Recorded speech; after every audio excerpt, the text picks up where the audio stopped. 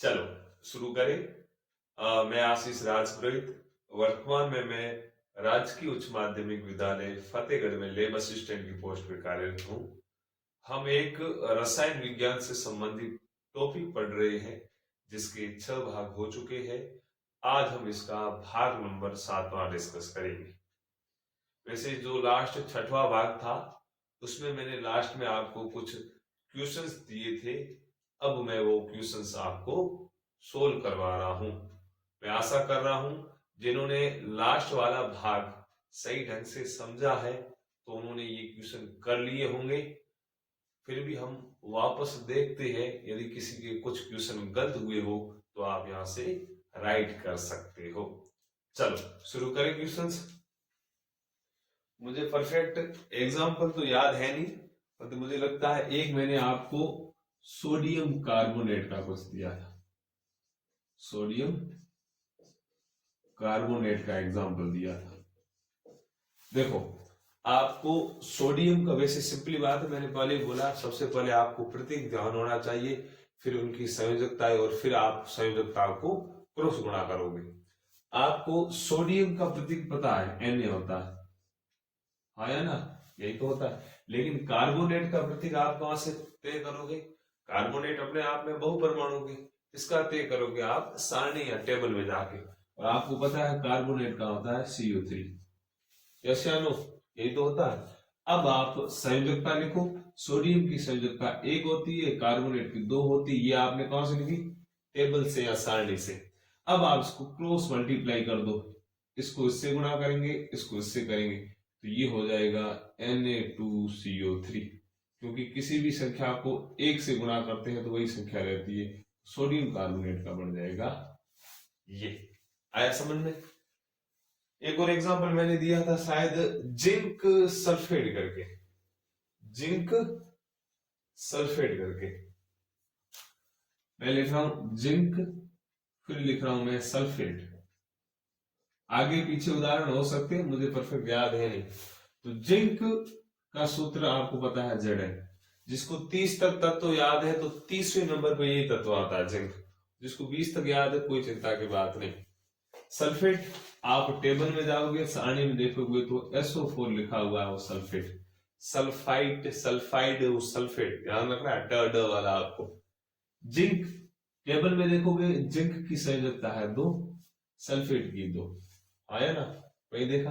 अब आप इसको क्रॉस मल्टीप्लाई कर दो तो ये हो जाएगा Zn2SO4 का होल ट्वाइस। ऐसे होगा। कुछ बच्चे क्या कर रहे थे, Zn2SO8। ये गलत है। ये गलत कैसे? क्योंकि SO4 सल्फेट अपने आप में बहुपरमाणुक है। बहुपरमाणु का मतलब ऐसा कंपाउंड, ऐसा यौगिक जिसमें एक से ज्यादा परमाणु या अणु हो। सीधी बात है, सल्फेट में सल्फर है और ऑक्सीजन 2 है, 2 या 2 से अधिक हो तो बहुपरमाणु। इसलिए मैंने आपको वैसे ही चौथे पांचवें लेक्चर में समझाया था, बहुपरमाणु का है तो बड़ा कोष्टक बना के उसके पादांक के नीचे संख्या लिखी जाती है। तो मैं इसे लिखूंगा SO4 का होल ट्वाइस।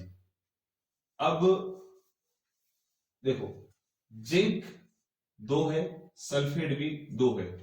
यदि समान संख्या आ रही है पादांक में तो आप उसे और सरलीकृत करो, उसे और सरल करो। तो मैं जिंक को 2 से डिवाइड कर दूंगा और सल्फेट को 2 से डिवाइड यानी भाग दे दूंगा, तो मेरे पास आंसर आ जाएगा ZnSO4। ये भी सही है और ये भी सही है, और हमें फॉर्मूले हमेशा सरलीकृत में बनाने हैं। चलो हो गया ये। एक और एग्जांपल मैंने आपको दिया था, सिल्वर ब्रोमाइड। क्या? Silver bromide. अब सिल्वर का फॉर्मूला किसी को पता नहीं तो आप टेबल के अंदर जाओ। सिल्वर होता है Ag। सिल्वर मतलब चांदी, ठीक है। सिल्वर होता है Ag। फिर मैंने आपको दिया था ब्रोमाइड मतलब Br। सिल्वर की ऑक्सीकरण अवस्था, सॉरी सिल्वर की संयोजकता सेम होता है। सिल्वर की संयोजकता कितनी होती है सर? 1 है। कहां से पता किया? टेबल में। ब्रोमाइड की 1 होती है, फिर आप क्रॉस मल्टीप्लाई करो तो क्या बन जाएगा? AgBr। ये थे एग्जाम्पल। शायद इतने ही एग्जाम्पल थे, मुझे याद है वहां तक, या कुछ और थे? मुझे तो इतने याद है, चलो कुछ और है तो आप बोलना, मैं कभी और समझाऊंगा, मुझे इतने याद है। चलो अब हम थोड़ा आगे बढ़ रहे हैं। अब आप बड़ा सा हेडिंग डालो, आणविक द्रव्यमान। एक हेडिंग डालो, आणविक द्रव्यमान, आणविक द्रव्यमान, ये हेडिंग डालो और कुछ लिखना शुरू करो, कुछ लिखना शुरू करो।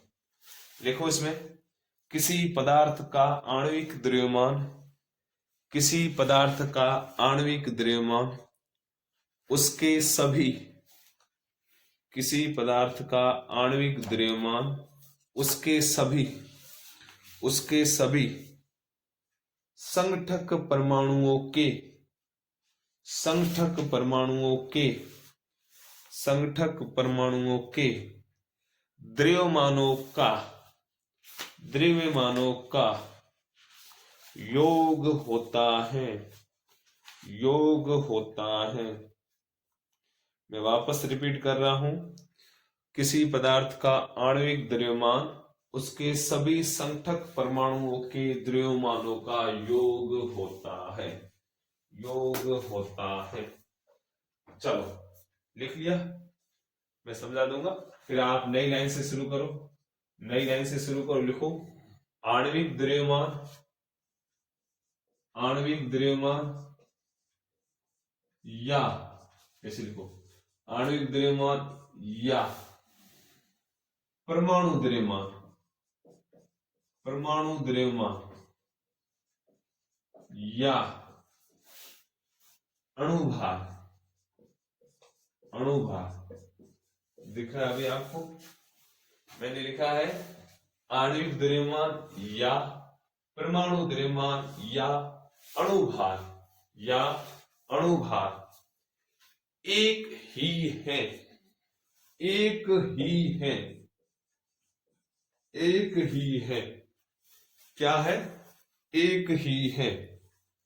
आणविक द्रव्यमान या परमाणु द्रव्यमान या अणुभार, या अणुभार एक ही है, एक ही है।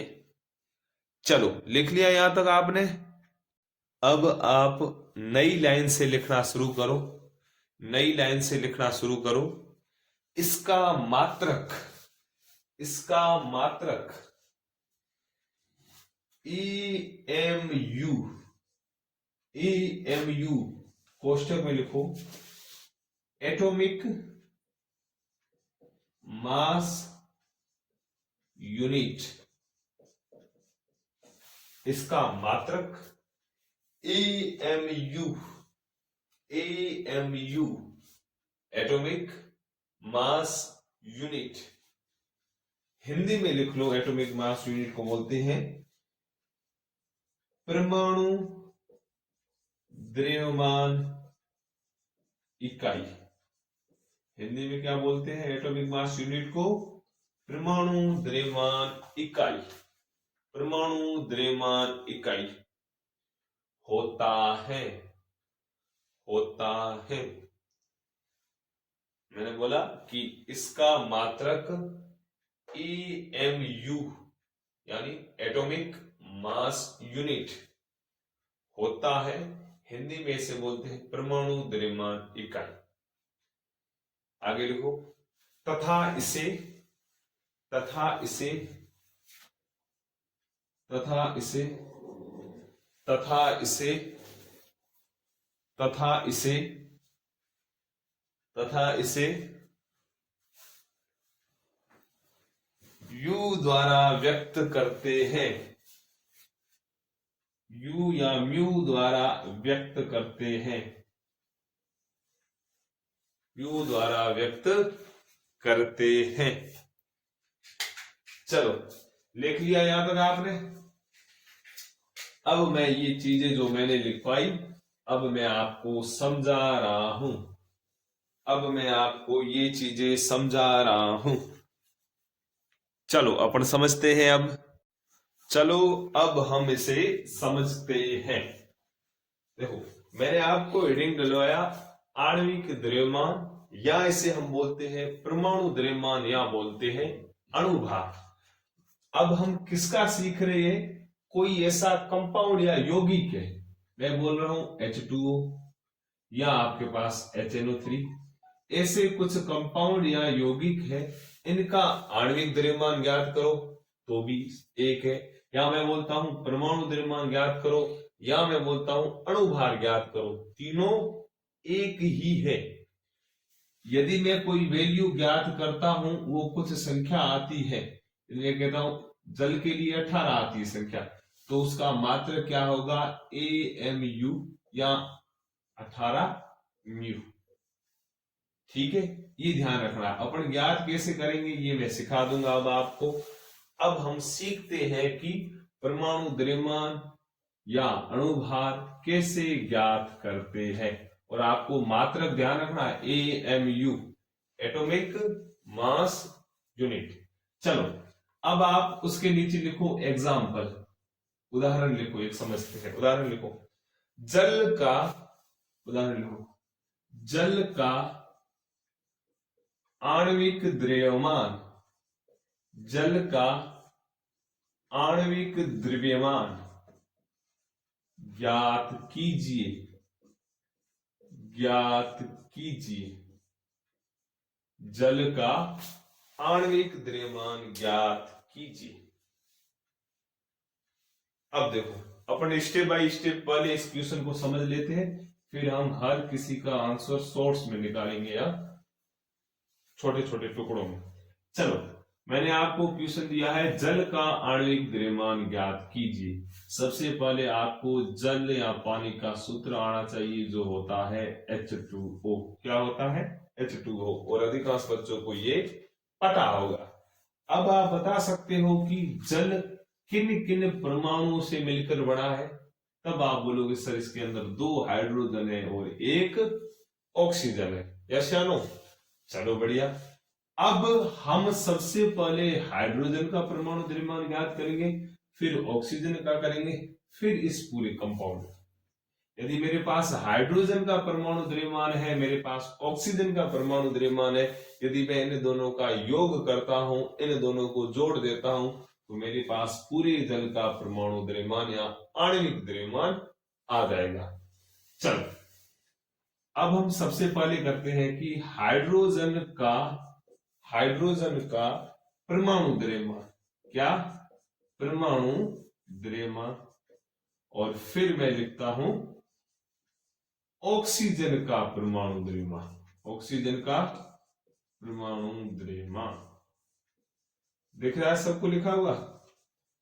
चलो, वेरी गुड। अब हम कैसे पता करेंगे कि हाइड्रोजन का परमाणु द्रव्यमान सर कितना होता है और ऑक्सीजन का कितना होता है? मैंने पहले भी आपको सेकंड लेक्चर में बोला है, कम से कम 20 तत्व याद होने जरूरी है। उसी के आधार पर आप आगे संख्याओं को सोल्व कर सकते हो, या आप किसी यौगिक को बनाना हो, या उसका द्रव्यमान ज्ञात करना हो, या प्रोटॉनों की संख्या, न्यूट्रॉनों की संख्या, सब कुछ तभी याद कर सकते हो जब आपको सीक्वेंस या क्रम अनुसार 20 के 20 तत्व याद है तो। अब आपको पता है कि हाइड्रोजन आवर्त सारणी में, या जो आपने 20 तत्व याद किए हैं, उसमें कितने नंबर पे आता है? सर पहले नंबर पे। और ऑक्सीजन 8वें नंबर पे आया ना? Hydrogen, helium, lithium, beryllium, boron, carbon, nitrogen और ऑक्सीजन। 8वें नंबर पे क्या है? ऑक्सीजन। अब आपको परमाणु द्रव्यमान के लिए क्या करना है? वैसे 11th वाले बच्चे और 9th वाले बच्चों को ये चीजें थोड़ी बहुत पता होगी, लेकिन 8वीं वाले बच्चों को पता नहीं। आपको क्या करना है? जो तत्व जिस नंबर पे आता है उसका परमाणु द्रव्यमान दुगुना हो जाता है। कितना? दुगुना। हालांकि परमाणु द्रव्यमान A बराबर P प्लस N होता है, यानी परमाणु द्रव्यमान प्रोटॉन और न्यूट्रॉनों की संख्या का योग होता है, और हम साधारणतः परमाणु द्रव्यमान ज्ञात करने के लिए परमाणु क्रमांक का दुगुना करते हैं। लेकिन हाइड्रोजन में ऐसा नहीं होता। हाइड्रोजन का परमाणु क्रमांक कितना? 1, तो इसका द्रव्यमान कितना? 1। तो सर 2 क्यों नहीं? आपने दुगुने को बोला, क्योंकि हाइड्रोजन के अंदर न्यूट्रॉन नहीं पाया जाता, इसके अंदर सिर्फ एक प्रोटॉन होता है। तो प्रोटॉन प्लस न्यूट्रॉन बराबर परमाणु द्रव्यमान, तो इसके अंदर एक प्रोटॉन होता है यानी एक न्यूट्रॉन होता है, जीरो। एक प्लस जीरो कितना हो जाएगा, एक। इसका मतलब हाइड्रोजन का परमाणु द्रव्यमान सर एक होता है, कितना, एक। ऑक्सीजन का परमाणु द्रव्यमान, ऑक्सीजन का परमाणु द्रव्यमान यानी इसका परमाणु क्रमांक 8 है, 8वें नंबर पे आता है, तो इसका दोगुना हो जाएगा यानी 16। 16 ये दर्शाता है कि ऑक्सीजन के अंदर 8 प्रोटॉन है और 8 न्यूट्रॉन है, तभी तो 16 होगा। तो आपको ध्यान रखना है कि सर ऑक्सीजन का परमाणु द्रव्यमान 16, कितना, 16। अब मुझे H2O का आणविक द्रव्यमान या अणु भार या परमाणु भार जो भी बोलो ज्ञात करना है, तो मैं इन दोनों का योग करूंगा या इन दोनों को जोड़ूंगा तब तो आएगा। अब सिंपली बात है, हाइड्रोजन और ऑक्सीजन का जोड़ दो। अब सर देखो, इसमें मैंने हाइड्रोजन का परमाणु द्रव्यमान यानी एक हाइड्रोजन का परमाणु द्रव्यमान लिखा है एक, लेकिन इसमें कितनी है, दो। तो मैं कैसे लिखूंगा सर, एक हाइड्रोजन का एक होता है, लेकिन H2O में यानी जल में 2 हाइड्रोजन है, प्लस एक ऑक्सीजन का 16 होता है, और मेरे पास कितनी ऑक्सीजन है सर, एक है। तो 1 गुणा 2 2 हो गया, प्लस 16 गुणा 1 16 हो गया, बराबर 18 AMU या 18 म्यू। समझ में आया या ना? सिंपली है, आप इसी के आधार पर किसी का भी ज्ञात कर सकते हो। ये आया समझ में? वेरी गुड, शाबाश। चलो ये लिख लो। अब मैं एक दो और एग्जाम्पल करवा रहा हूं और 2-3 एग्जाम्पल मैं आपको दूंगा, बिठा दूं मैं। चलो अपना आगे बढ़ते हैं। अब आप एग्जाम्पल या उदाहरण, ये बेसिक चीजें इंपोर्टेंट है, ध्यान रखनी है। वैसे मैंने पहले बोला है हम कम पढ़ेंगे लेकिन काम का पढ़ेंगे। कचरा में ना तो पढ़ाऊंगा और ना ही आपको पढ़ना है। ना कॉम्पिटिशन एग्जाम में ऐसे क्वेश्चन आएंगे जो कचरे वाले होते हैं, और ना ही तुम्हारे स्कूल एग्जाम में, भले वो बोर्ड का हो या भले कोई और हो, उसमें भी लड्डू पंजू क्वेश्चन नहीं आते। चलो एक और एग्जाम्पल देता हूं मैं आपको, उदाहरण लिखो आप। HNO3 का HNO3 का आणविक द्रव्यमान, आणविक द्रव्यमान, आणविक द्रव्यमान, परमाणु द्रव्यमान या अणुभार, एक ही वैल्यू, ठीक है। आणविक द्रव्यमान ज्ञात कीजिए, ज्ञात कीजिए। चलो 1 मिनट का मैं आपको समय देता हूं, आप ट्राई करो क्या आ रहा है इसका आणविक द्रव्यमान। करो भाई ट्राई, आप कितना हो रहा है, ट्राई करो आप। HNO3 का आणविक द्रव्यमान ज्ञात कीजिए। HNO3 का आणविक द्रव्यमान ज्ञात कीजिए।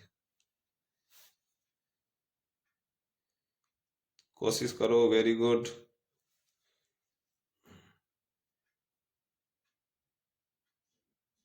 करो ट्राई, ट्राई करो आप, कोशिश करते रहो, आंसर आ जाएगा।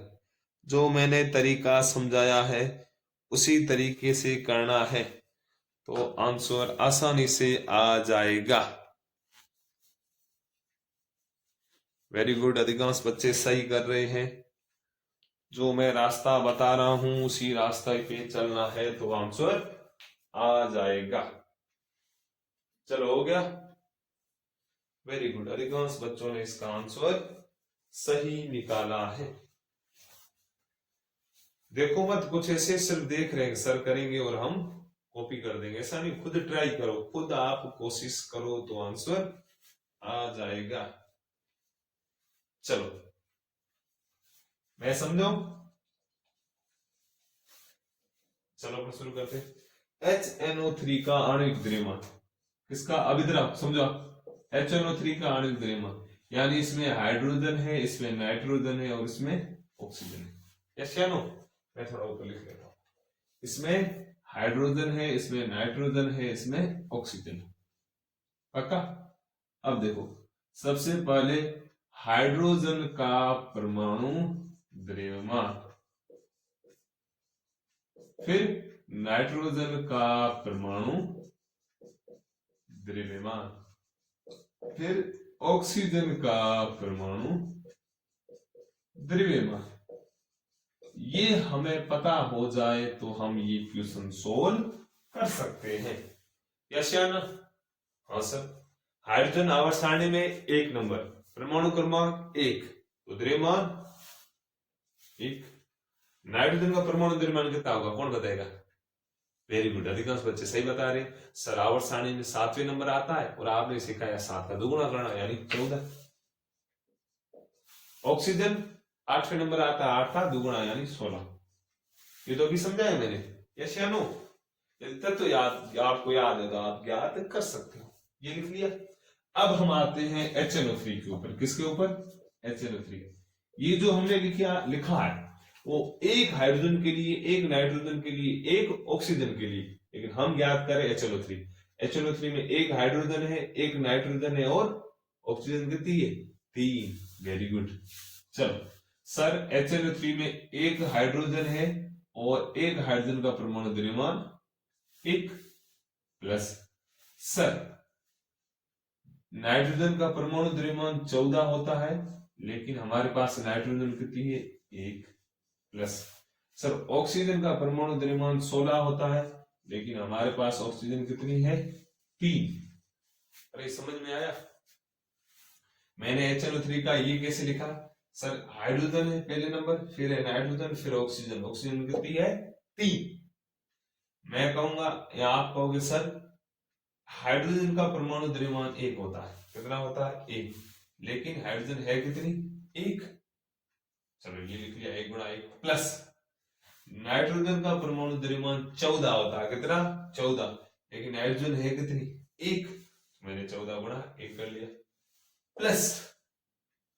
ऑक्सीजन का परमाणु द्रव्यमान 16 होता है, लेकिन ऑक्सीजन है कितनी? 3। O3 तो है, तो गुणा करूंगा 3। आया समझ में? अब मैं इनको पहले गुणा करके फिर जोड़ देता हूं। 1 गुणा 1 1 प्लस 14 गुणा 1 14 प्लस 16 गुणा 3 48। कितने? 48। समझ में आया? अब मैं जोड़ता हूं 48 प्लस 14 प्लस 1, इनको जोड़ूंगा तो लगभग 63। यही हो जाएगा या कुछ और होगा? 63 हो जाएगा। 4 2 6 12 में 1 13। चलो कितना हो रहा है? 63 AMU या 63 U। ये इसका आंसर हो जाएगा। अरे समझ में आया या ना? Very good. ऐसे आपको सबके ज्ञात करने हैं। कर दोगे आप? 2-3 एग्जांपल मैं दे रहा हूं, घर से आप खुद ट्राई करो। मैंने लास्ट लेक्चर में एग्जांपल उदाहरण दिए थे जो आपने खुद में किए हैं, अधिकांश बच्चों ने किए हैं और मेरे साथ फोटो भी शेयर किए हैं। वैसे आप खुद ट्राई करो, खुद कोशिश करो, भले वो गलत हो लेकिन कोशिश तो करो। अधिकांश बच्चे इंतजार करते सर करवाएंगे फिर हम लिख लेंगे। कॉपी पेस्ट मत करो, खुद समझने की कोशिश करो, खुद के कॉन्सेप्ट बना। चलो मैं आपको 2-3 और एग्जांपल दे रहा हूं, फिर हम आगे बढ़ते हैं। चलो लिखो, आप एग्जांपल लिखो। 2 हो गए, तीसरा लिखो। ग्लूकोज का फॉर्मूला लिख लो आप कोष्टक में से। Glucose C6H12O6। और याद भी रखना, जो मैं फॉर्मूले लिखवा रहा हूं, नाम बोल रहा हूं, याद रखने, साथ चलना है। HNO3 सर नाइट्रिक अम्ल, H2SO4 सल्फ्यूरिक अम्ल, NaCl सोडियम क्लोराइड। ध्यान रखने पूरे आपको साथ में चलना। ग्लूकोज C6H12O6 का अणुभार ज्ञात करो। अणुभार, परमाणु द्रव्यमान, आणविक द्रव्यमान, अणुभार एक ही होता है, का अणुभार ज्ञात करो। यह आपको ज्ञात करना है, मतलब घर से करके लाओगे। फिर एग्जांपल नंबर 4। चलो लिखो आप, इसमें लिखो CH3 CH2OH का अणुभार ज्ञात करो, का अणुभार ज्ञात करो। आपको कंफ्यूज नहीं होना सर, ये बीच में क्या लगाया, सीधा जितने तत्व ज्ञात करना। और CH3CH2 इसे हम बोलते हैं एथिल एल्कोहल। क्या बोलते हैं, एथिल एल्कोहल, या इसे बोला जाता है मदिरा। क्या बोला जाता है, मदिरा। सामान्य शराब जो होती है उसका मुख्य घटक यही होता है, CH3CH2OH, या इसे बोला जाता है एथिल एल्कोहल, या इसे बोला जाता है मदिरा। सही फॉर्मूला और अपन सोल्ड करें तो इसे बोला जाता है C2H5OH। इसका आपको अणुभार ज्ञात करना है। एक और एग्जांपल आप लिख लो लास्ट में, एक दो और एग्जांपल मैं करा देता हूं, मतलब लिखवा देता हूं, आपको घर से करके लाने हैं। चलो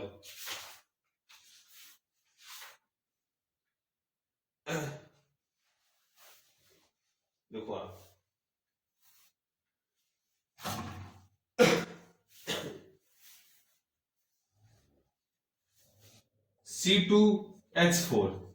C2H4 का आणविक द्रव्यमान ज्ञात करो, आणविक द्रव्यमान ज्ञात करो। C2H4 का आणविक द्रव्यमान ज्ञात करो। ये 3 क्वेश्चन आप कल करके लाओगे। आज के लिए इतना खूब है। मेरा मन था कि आज पूरा लेक्चर हो जाएगा, यानी पूरा ये पार्ट हो जाएगा, लेकिन आज ऐसा नहीं हो सकता। मैं कल लास्ट लेक्चर इसका यानी भाग नंबर 8 लूंगा, जिसमें ये पूरा टॉपिक अपना हो जाएगा। आज के लिए इतना खूब है। जय हिंद, धन्यवाद।